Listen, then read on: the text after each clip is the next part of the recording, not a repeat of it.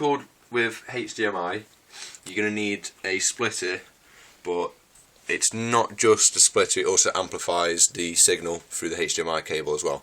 So I picked this up off Amazon. I think it was about 15 quid.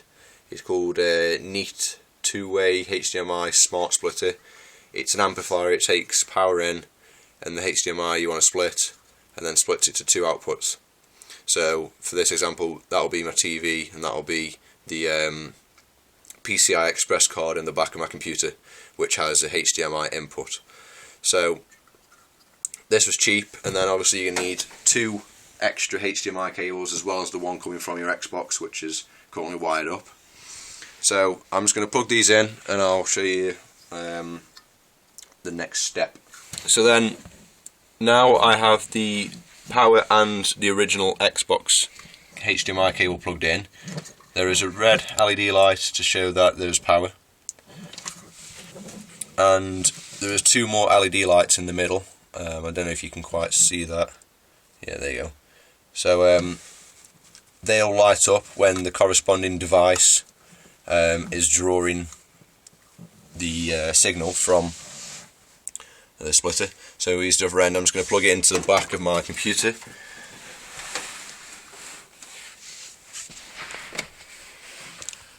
So I brought the AVer HD727 or something like that. It has three inputs on the back. It's a PCI Express card.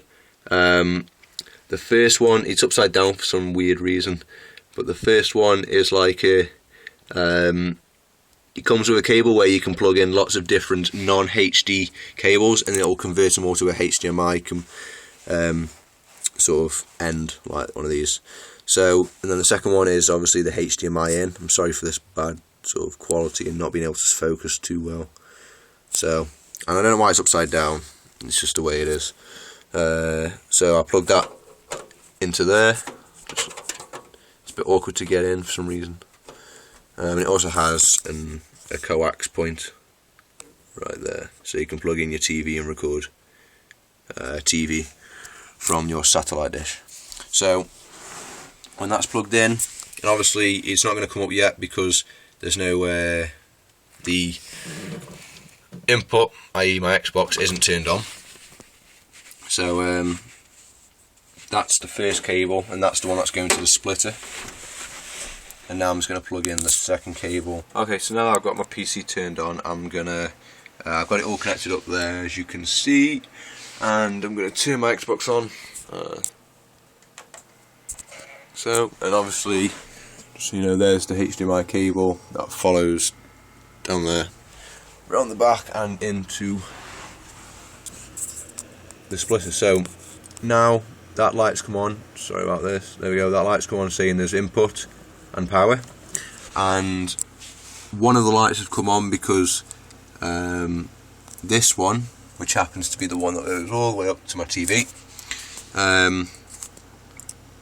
is active, whereas the other one isn't. And I will turn my capture card program on right now so that it's getting the signal from the splitter through that HDMI cable. So bear with me and it'll come on in a minute. Okay, so for some reason my phone went into power saver mode and decided to turn off the camera, but there you can see both the lights are on, showing an active signal is passing through both these HDMI cables. So that's the hardware down. Now to the software. Okay, so as said, here's the software part to the tutorial, and you should install the current drivers and latest drivers and what have you, know, all that business. Make sure everything's up to date, and you'll get the program called AVer Media Center with the AVer Media Capture Card. The second part of the tutorial is more specific to people obviously using this kind of capture card, and bear with me a second, it goes up on my dual screen. So I'm just going to go back home just to show you this. So as I said, this is tailored towards people with the AVer Media Capture Card. The first half was more just to how to split a HDMI cable. So if you've got a Blackmagic Intensity Pro or whatever they're called, or any other capturing device that has a HDMI input, you're going to have to find a tutorial for your software, providing you don't know how to use it. So this is what it looks like, the AV Media Center. You can do a whole host of other random shit, but I'm going to get straight into it. You click the TV, and if you don't see anything, or it comes up saying run a wizard or something like that, just click no, and from this drop down here choose HDMI. It should then bring up your capture card or the preview of your Xbox, and then to make this window full size, just double click on it and it will make it full size. So from here, the only controls you really need to know is this big red button here, which means record. There is a screenshot button, and then the rest are, I don't even know, picture in picture if you had TV coming through as well, but I don't use that, and I think it might have just, yeah, so I don't need that. Oh shit, there we go. Aspect ratio, keep the aspect ratio the same, so for some reason you can change the size of this, but I've just got it to how it is, and I'm going to put it to 16:9, so if it does go out of proportion it'll keep the image 16:9.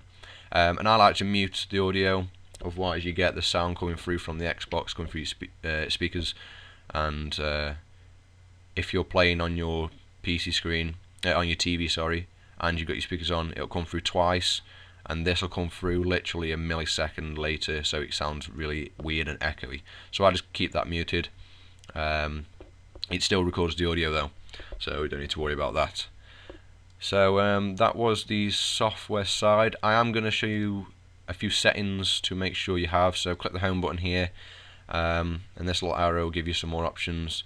Jump on the settings, and then there's a few different settings. It's kind of confusing at the beginning, but I configured my storage to my terabyte hard drive rather than the hard drive that I'm using for Windows, and I like to split my file sizes, so every time it reaches 1 GB it'll make a new file, which is sometimes why you see like a black screen appear for a split second in my videos. That's because it's reached a gigabyte and it's starting a new file. It's a bit crap, but unless you want to deal with 16 GB files, then I would just untick that.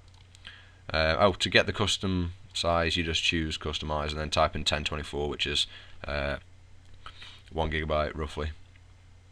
So that's that. Make sure you save. I think, yeah, let's go back. So after you've configured the storage, go down to TV, and then you want to configure your HD input source, configure recording, and I have tried all of these. AVI doesn't work, because when I go into edit it says video encoder none, video size, can't change the size of it, it's messed up.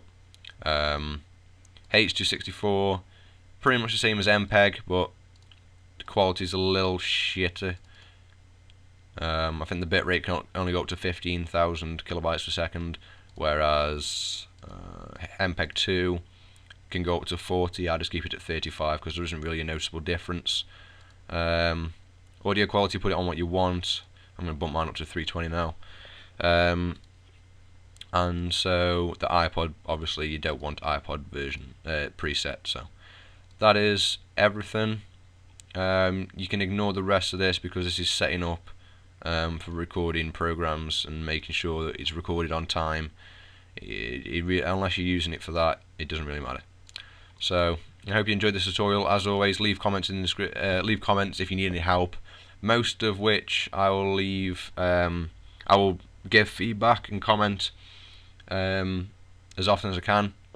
But a few answers to your question you might find in the description, so make sure you check that out. So thanks for watching, guys, and I hope this helped.